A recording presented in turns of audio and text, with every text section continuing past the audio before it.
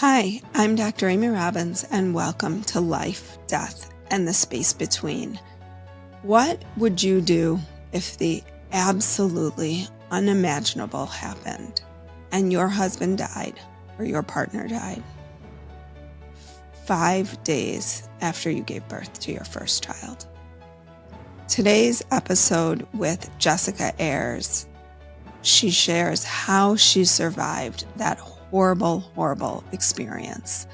And it will literally take your breath away when you hear what happened. But she has found joy again. And to hear her story and hear her journey through grief and loss and pain in juxtaposition with what should have been a time of life and joy and love is so heartwarming, and I hope will serve as an inspiration to anybody who is listening, that even in the deepest, darkest times, there is still hope. So with that, I bring you today's conversation with Jessica Ayers.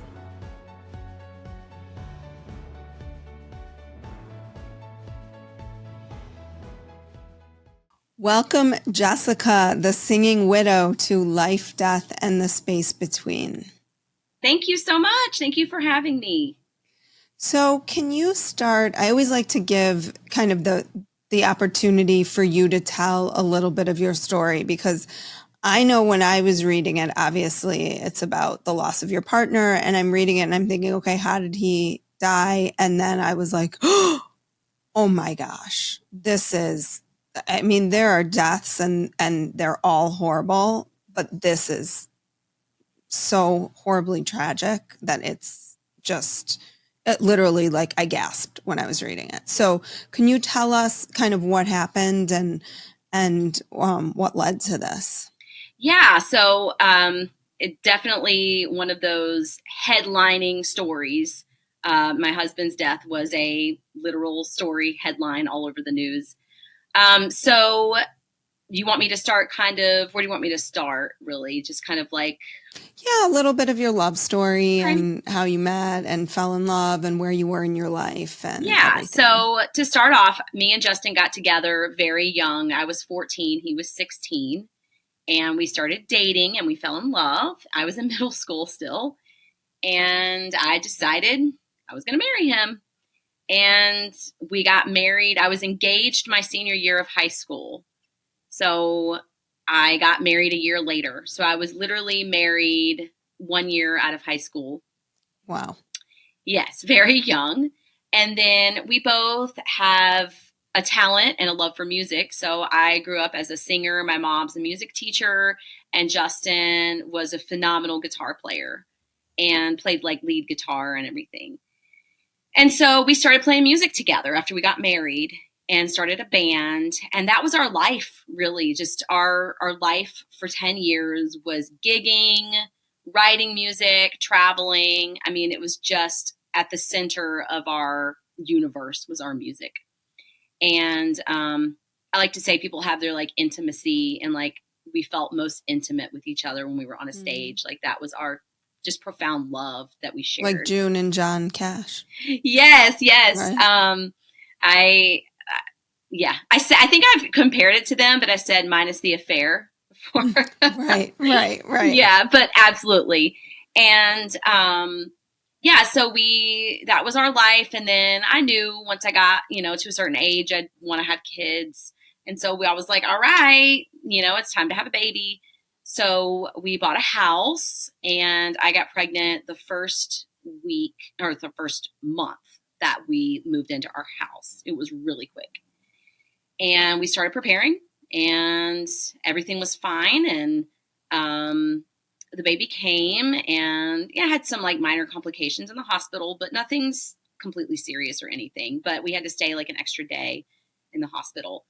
And so we were there for an extra day. So it was 3 days after we went home the third night, or the second night. So it was technically 3 days after. And that first day that we were home, we woke up the next morning, we were home. We had to go to the pediatrician because that's just, you have to go get the baby checked out and everything. we came home, and then we were planning on having people over that evening to celebrate the baby. And we had some people coming in town that wanted to meet the baby, Justin's aunt and his cousin. And so his side of the family was coming over on his dad's side, and then my side of the family. And we had plans for everybody to come over at like 6:30. And we were hanging out with his aunt and stepmom and cousin in the living room, just kind of holding the baby and chatting. And it was time to go get the food. Lori, his aunt, was like, oh, looking at her phone, like, the food's ready, from where we were going to pick up the food. So she's like, the food's ready. And Justin stood up. He was sitting down, and he stood up and he said, I'll go with you. And like went to turn to go grab his keys to go with her. And that was when we heard a noise. And it wasn't just a noise, it was a loud, popping noise.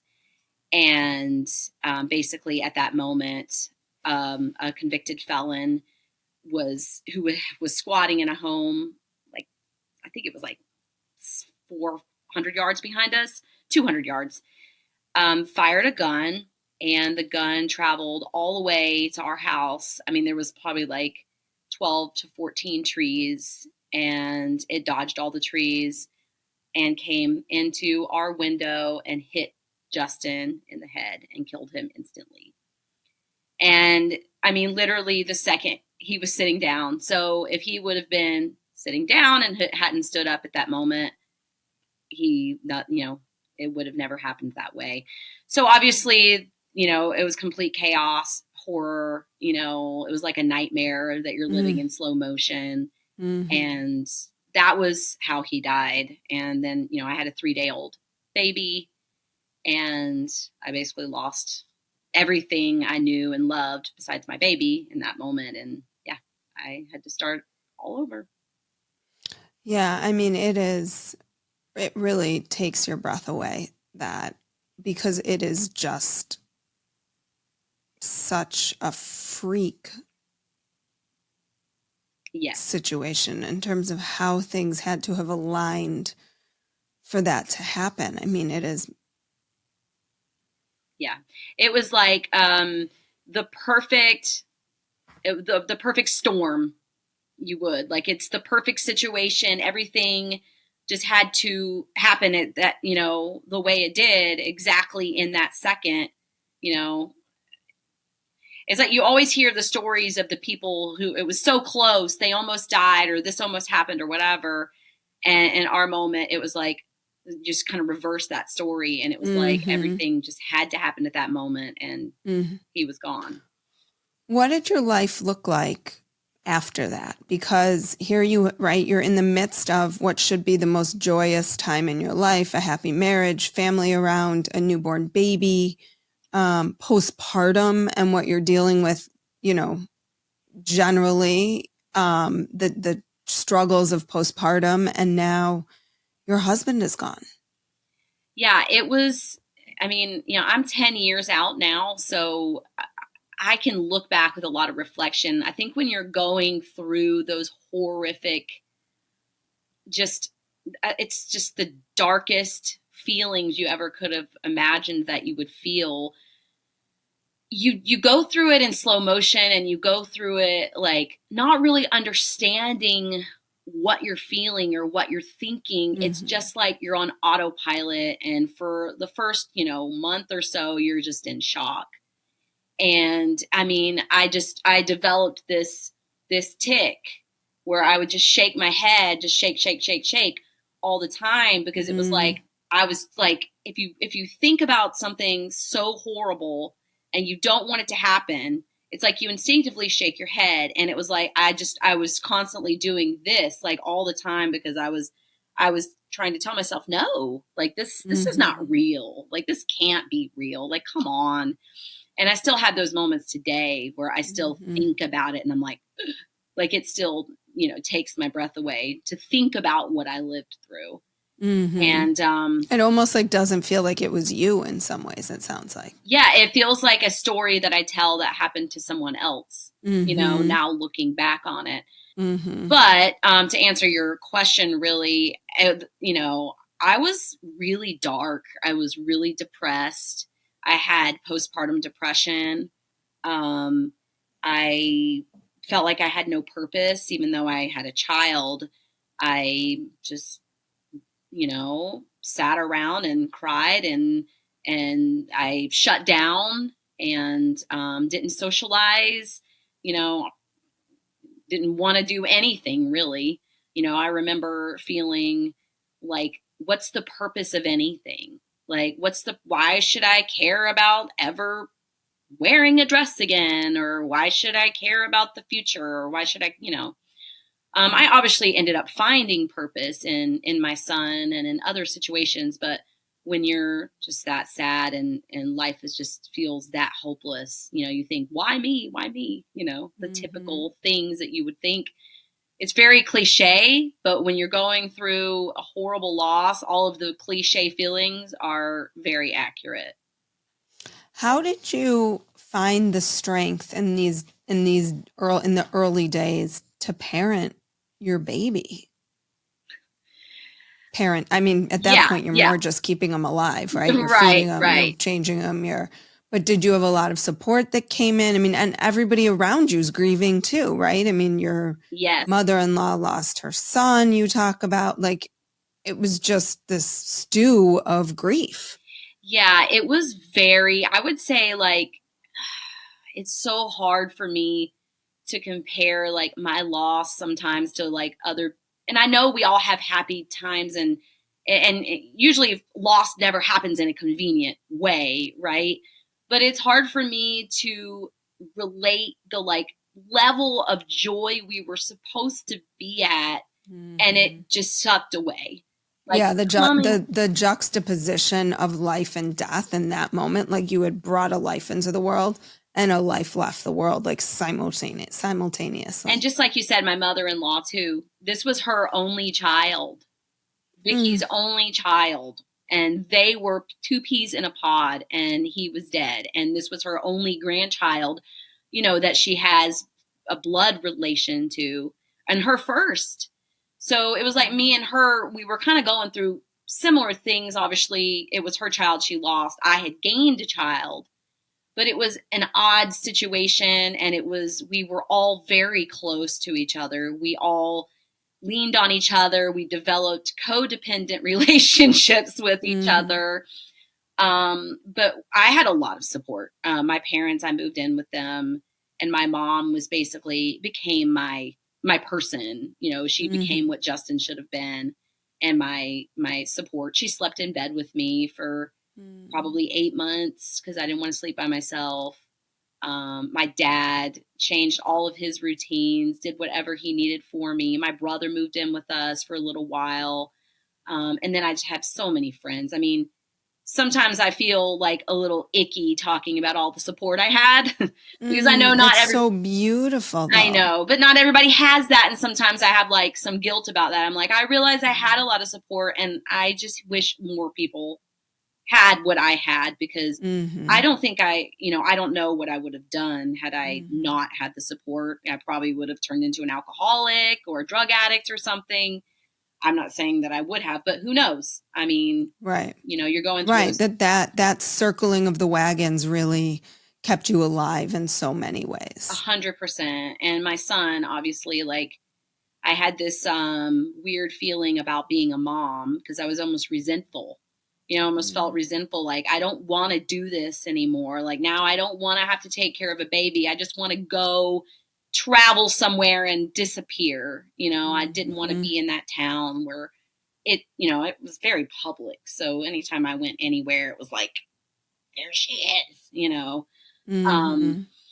But in the same sense, my son was actually having the responsibility of him is truly what forced me to, get a grip and, like, start, showering, simple things like that. Start talking to people again, So he kept you alive in so many ways. Yes. I mean, it's a weird thing that I was taking care of him, but he was feeding my will to live. Mm-hmm. He was the reason why I wanted to. I was going to not breastfeed, and then, well, I was going to breastfeed. That was like, I wanted to breastfeed. And then as soon as like, it's hard. Breastfeeding's hard. Like, Right. And then the stress on top of it, of your husband's death. exactly. So I was like, I Mm-hmm. can't do this. I was like, I'm not going to do this anymore. And I was going to give up. But that ended up actually being like my first purpose. I was like, I need to find a purpose. And I was like, well, I don't feel like I have anything that I'm really worth right now, but I can feed this baby and I have this milk for him. And so I was like, I put all of my effort and strength into breastfeeding him. And it was like my main focus and my main goal. And I became pretty darn good at it, but that was a big thing. Yeah. And what you're talking about is finding like that one thing that can get you up in the morning, that can get you from this place of, I don't want to live, to like, let me just find one thing that makes it feel like I can live again. Yes. And that's something I try to tell people a lot. A good friend of mine just had a stillbirth. And it was just, she was with me. She knew Justin, and I was talking to her about it a lot. And of course she's come to me, and that's the advice I gave her. I was like, you got to find something. You have to find something, that gives you a sense of purpose or a sense of belonging or a sense of hope. And you have to latch on to that, You talk in your book a little bit about secondary losses. Can you elaborate on what those were for you and how you came to know them? Because I think they're so important in grief, and we don't necessarily talk about, we think about those like the actual loss of your husband, but there's so many that was like if you threw a stone in the pond, that's going to be the first ripple, but then there's all the ripples that go out from there. Yeah, you're so right, though. We don't talk about secondary losses. We talk about just the death and that initial grief.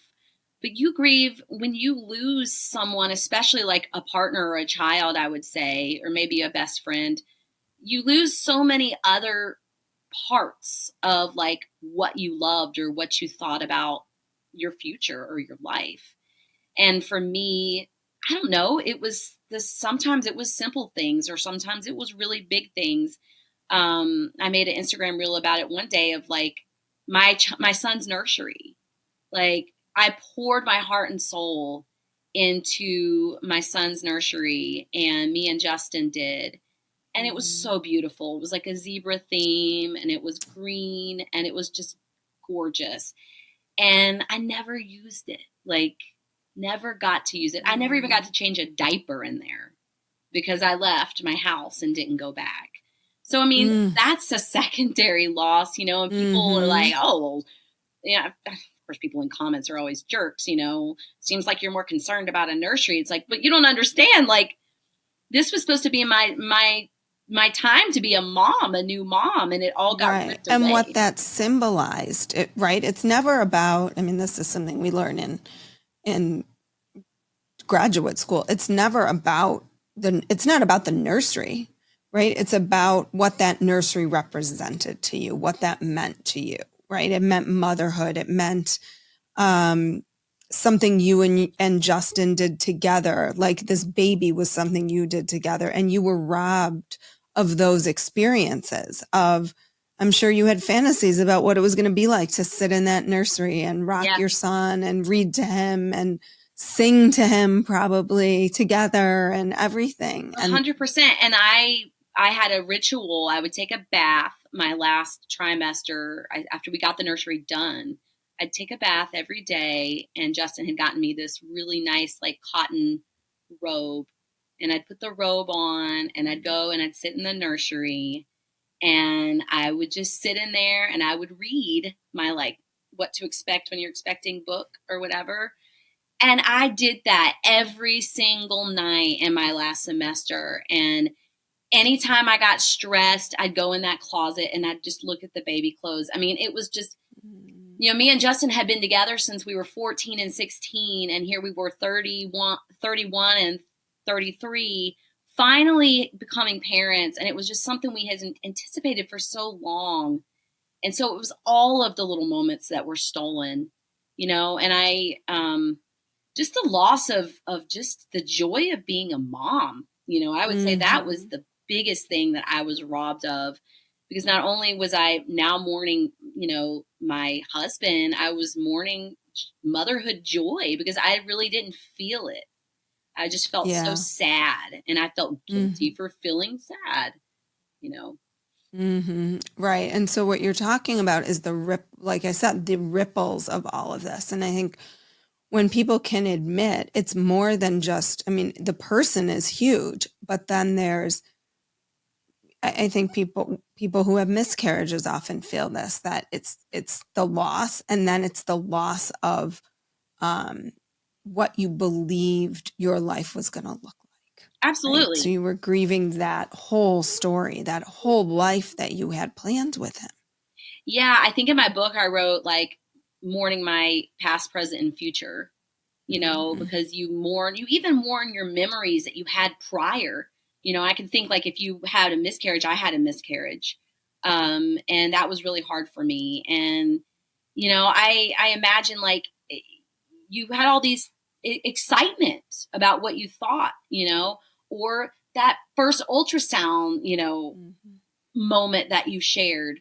It's anything. And then obviously you're present, because your present joy is robbed. And then your expectations of future of what you had planned for just completely different now. So share with us about the hardest thing, which was moving forward, finding love again. Yes. So I haven't written that book yet, but you started to allude to it, and then when we got on today, I was so excited because you said I just put my daughter down for a nap, and I thought, oh, yay! Yeah, me and Dawn. So I'm remarried, and we just celebrated 6 years of being married. I got married to Dawn 4 years after I lost Justin. Man, like, I think that what people don't realize is there's so much judgment of widows and when they should or shouldn't get remarried or fall in love again or whatever. And I think the reason for that is people just don't understand that when you love again, you don't unlove. It's not like, oh, now I don't love Justin anymore because I love Dawn. I'm not actively in love with Justin. I'm not actively like engaging with him. I think it's almost impossible to continue being in love with somebody without being in a relationship with them. But I love him. I love him just as dearly and as deeply as I ever did. And I also love Dawn. And you have to make room. There is room. And that doesn't mean that you have to let go of one. You just kind of have to figure out how to also include a new love. And how did Dawn respond to this? Because I think that, I work with people in my practice who are going through similar, not the same story, but similar grief stories. They lost their partner, they're getting ready, they're dating again, whatever it might be. And it does come up because we find that different people have different responses to their ability to tolerate the fact that you still love your dead husband and you could potentially also love them. So I think in some ways it's a special person who allows for that. Oh, absolutely. I do not think that any person can get into a relationship with a widow or widower. It can't just be anybody, right? I think that you have to be a special human being. And I don't mean that in the way of like, oh, well, if you can't do it, then you're not worthy. I'm just saying that we all have certain characteristics about our personalities that make us unique and make us special. And I think that this person that's going to love a widow or widower has to have these specific personality characteristics to where it's like a level of acceptance to where they don't feel threatened. It almost has to be a decision that they make, but it also has to just be empathy. I think they just have to have empathy and they'd have to have understanding. And it's not like me and Dawn haven't ever had, a Justin issue come up, because we have, he's felt not threatened, but I would say sometimes he might feel a little left out. Sometimes he feels a little left out because, there's Justin everywhere, his family, and we're very actively involved with Justin's family. And Dawn's a part of that. And sometimes he's like, I just feel like out of place. Like, so it's not like he's jealous ever or anything like that. But I also think, and some people might find what I'm going to say controversial, but I think that you can keep loving the person that's gone, but you have to like put priority on your new spouse. You just do. If you don't give your new spouse priority over your dead spouse, that's not fair. That's not fair to them. So, I don't always share every single griefy moment I have about Justin with Dawn. I don't always reveal every single thought that's in my mind. You have to be like, tread a little lightly in certain areas, because it can be disrespectful if you let it be disrespectful. I don't think it's disrespectful to continue loving that person or to continue sharing about that person. I mean, I have pictures of Justin everywhere. He's on my back, for gosh sakes. So I don't think any of that's wrong. I just think that you also have to be mindful of your new partner and, make them the priority. So what does your life look like today? So today I have another child. After me and Dawn got married in 2018, we started to try to get pregnant, and we were not being successful. Unlike my situation with Justin, I was not getting pregnant. And we had to eventually, we had a miscarriage. It was after 2 years of trying. I had to have surgery and all kinds of other stuff. Finally got pregnant and then lost to a miscarriage. That was devastating. And then we eventually had to do IVF. So we did IVF. We got one embryo, one surviving embryo, and now she is 2 years old. Oh, her name is Sloan. She's a beautiful little girl. I love that name. And so how is your son doing?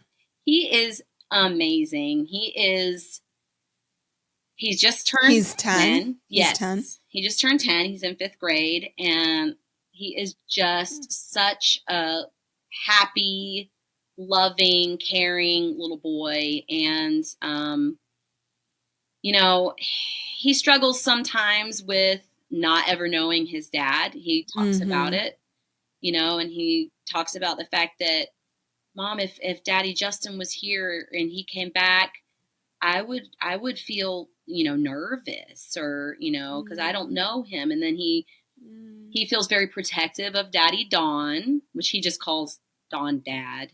But I mean, he has a very loving relationship with Don.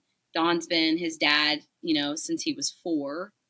And he's been in his life a little longer than that. So Don literally used to change his diapers, So it doesn't feel like Jax has ever had like no time where he doesn't remember having a dad in his life. And that's been, I think, good for him. I'm happy that that's the situation he's in. What happened with the guy who shot him? So he is in prison. We had to go to trial, and then we ended up settling out of court. Stupid legal system. He was looking like he was maybe going to get off, but anyway, he only got put away for 17 years. So he's been in for 10. So he's only got like another 7 years left, and he'll be free in 7 years. But he was older. He was like 64 or something. Oh. So we were kind of hoping he might just, not make it out. Not saying I want somebody to die, but like he's either going to die in or out. We were just kind of thinking like, oh, well, with his age, that's almost a life sentence. I have my regrets about that. Going back, I probably would have tried to go to trial and do things differently, but I just wasn't in the headspace to deal with any of it. So let me ask one of my favorite spiritual questions when I have someone who has someone close. Most people I interview have someone they lost, but do you ever get any signs from him? Oh, absolutely.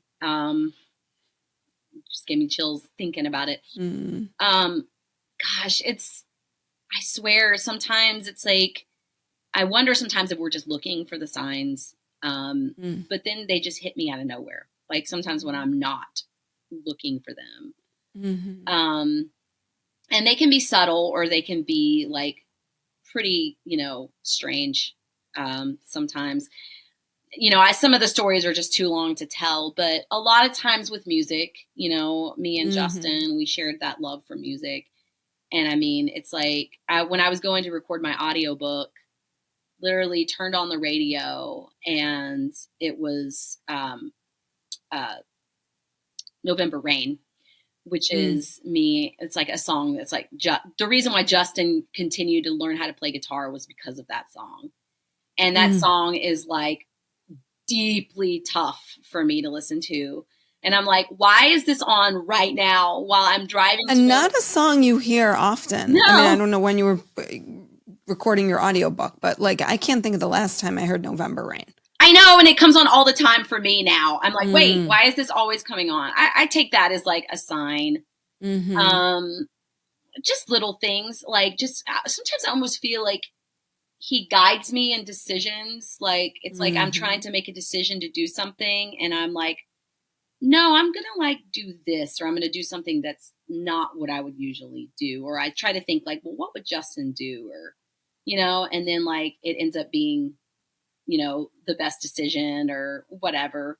It's weird. I feel like it's not, sometimes it's just more subtle. You have to be receptive to it, I think. Well, Jessica, if people are interested in learning more about what you do, reading your beautiful book, where can they find you? Yeah, so you can find me on Instagram and TikTok. I have a page on Facebook, but my Facebook got hijacked, so I don't have access to it anymore. The Singing Widow, or you can find my website, thesingingwidow.com. You can find my book on Amazon or Barnes and Nobles. It's also an audiobook. And yeah. Well, thank you, Jessica, for sharing and being so open to sharing your story, which is beautiful and heartfelt and so painful.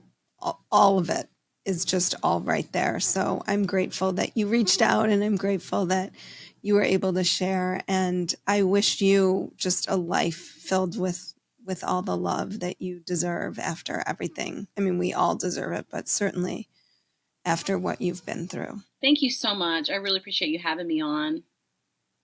Thank you. Like what you heard today and want to hear more? Wondering what comes next and what it all means? Head over to Apple Podcast, Spotify, Stitcher, Google Play, or anywhere you get your podcasts and hit subscribe. Also, if you could take a minute to rate and review my podcast, I would really appreciate it. Stay tuned as we continue to explore life, death, and the space between.